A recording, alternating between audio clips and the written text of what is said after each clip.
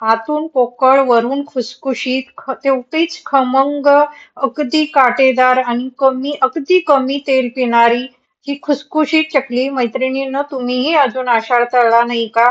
अगदी आषाढ संपायला थोडेच दिवस बाकी आहे, तर ही रेसिपी तुमच्यासाठी करायला अगदी साधी सिंपल आहे. आपल्या किचन मधील फक्त 2 ते 3 वस्तूपासून ही आपल्याला बनवायची आहे आणि अगदी पटकन रेसिपी होणार आहे. अगदी काटेदार, दाणेदार ही चकली बनते आणि कोणालाही सहज जमेल अशी ही रेसिपी आहे. तुम्ही पाहू शकता किती काटेदार दिसत आहे आणि तेलात सोडल्यानंतर अजिबात विरघळत नाहीये, तुटत नाहीये. तळून सुद्धा तेल सुद्धा खूप कमी पिते. तर इथे एक मोठा बाउल मी पोहे घेतलेले आहे. आपण जे कांदा पोहे करतो ते आणि एक छोटी वाटी आपण चिवड्याची डाळ जी असते ना, भाजलेली डाळ, ती मी घेतलेली आहे आणि ही आपल्याला अगदी मंद गॅसवर आपल्याला खमंग अशी भाजून घ्यायची आहे.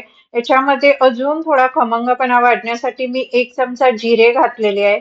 हेही आपल्याला मंद गॅसवर अगदी भाजून छान कुरकुरीत घ्यायचे आहेत. तसेच इथे 1 चमचा ओवा पण आपल्याला घालायचा आहे. ती अशी हाताने हे केल्यानंतर अशी तुटली पाहिजे एवढीच आपल्याला भाजायची आहे. नंतर थंड करून घेऊन मिक्सरमध्ये याचा आपल्याला बारीक असं पीठ करून घ्यायचंय. नंतर ना त्या पिठामध्ये थोडेसे दाणे वगैरे अडकलेले असतात म्हणून हे असं आपल्याला चाळून घ्यायचंय आणि त्यामध्ये घरातील वाटीने 2 वाट्या आपल्याला तांदळाचे पीठ घालायचंय. तुम्ही जर दळलेले तांदळाचं असेल तर चालेल. इथे 1 मोठा चमचा लाल तिखट, 1 चमचा धने जिरे पावडर, एक अर्धा चमचा हळद आणि 2 चमचे मी तीळ घातलेले आहेत. 1 चमचा मीठ घातलेला आहे आणि एक पाव चमचा फक्त हिंग घातलेला आहे. हिंग अवश्य घाला, त्यामुळे अतिशय छान चव येते. हे सर्व आपल्याला छान असं मिक्स करून घ्यायचंय. फक्त आपल्याला हे सर्व पदार्थ छान इथे 1 मोठा चमचा तेल घेतलेला आहे. हे तेल आपल्याला अगदी कडकडीत गरम करून घ्यायचंय आणि ते ह्या पिठावर घालायचंय.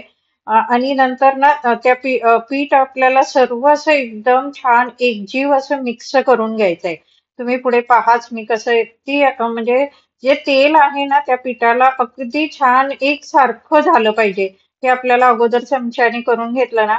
इथे मी 2 वाट्या पाणी गरम करायला ठेवलेलं आहे. लक्षात ठेवा, पाणी हे आपल्याला गरमच घालायचंय, अजिबात थंड पाणी कुठेही घालायचं नाहीये. आता हे पीठ असं छान असं तेलाला ते चोळून घ्यायचंय. अगदी एकसारखं सर्व झालं पाहिजे. जेवढं तुम्ही पीठ छान चोळाल ना, तेवढी तुमची चकली अगदी खुसखुशीत होणार आणि तेलही जास्त पिणार नाही.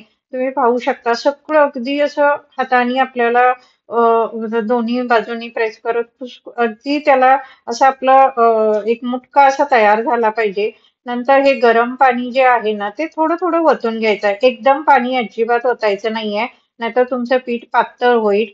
तर त्यामुळं आपल्याला हे थोडं थोडं पाणी ओतत असं मिक्स करून घ्यायचंय. आपल्याला हे गरम पाणी ओतून असं पीठ झाकून वगैरे ठेवायचं नाहीये. जसं लागेल तसं थोडं थोडं पाणी घालत फक्त आपल्याला हे पीठ असं मिक्स करत जायचंय. तुम्ही पहाच म्हणजे अगदी सोपी चकली आहे ही. कोणालाही म्हणजे कोणीही केली तरी बिघडणार नाहीये आणि करायला आणि खायला तर अतिशय सुंदर लागते. म्हणजे तुमची भाजणीची चकली सुद्धा फिकी पडेल. असं थोडं थोडं कऱ्यामध्ये ना मी याच्यामध्ये थोडं थोडं हे गरम पाणी सर्व असं घालून घेतलेलं आहे आणि आपल्याला तर थोडंसं असं मिक्स करून आपल्याला फक्त घ्यायचंय.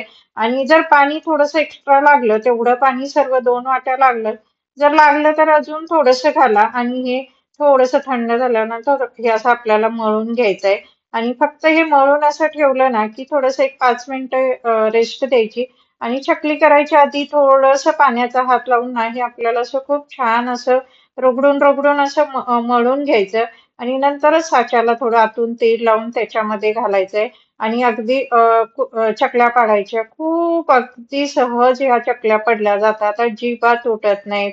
एक तुम्ही पाहू शकता किती काटा सुंदर दिसत आहे याचा.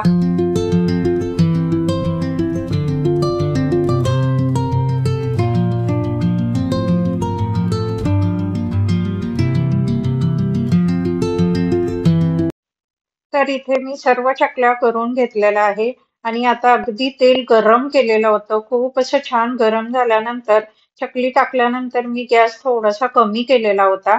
त्यामुळे चकली काय होते तर अजिबात त्याच्यामध्ये विरघळत नाहीये. तुम्ही पाहू शकता एका वेळेस मी एवढ्या चकल्या टाकल्या तरी सुद्धा कुठेही चकली अजिबात विरघळत नाहीये किंवा तुटत नाहीये. अगदी सहज उलटली जाते आणि अजिबात तेल पीत नाही. तुम्ही पाहू शकता त्याच्यामध्ये तेल अजिबात जात नाहीये. म्हणजे किती छान आणि जसजशी चकली आपली म्हणजे तळत जाते ना, म्हणजे तयार होते आपली आता चकली, तेव्हा ती खाली जायला सुरुवात होते. तुम्ही पाहू शकता अशी खाली खाली गेलेली आहे. म्हणजे आपली तुमची चकली अगदी परफेक्ट तयार झालेली आहे. जेव्हा अशी तळाला जाते चकली, तेव्हा तुमची पाहू शकता किती सुंदर दिसत आहे.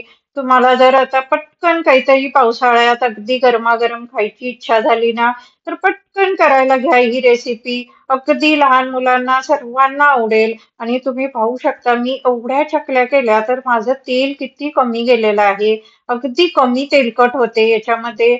आपण मोहन वगैरे अगदी परफेक्ट प्रमाणात घातलंय मी. एवढ्या चकल्या केल्या पण तेल किती कमी लागलं. कुठेही तेलकट वगैरे अजिबात झाल्या नव्हत्या आणि अतिशय सुंदर झालेल्या होत्या. तर रेसिपी आवडली तर शेअर नक्की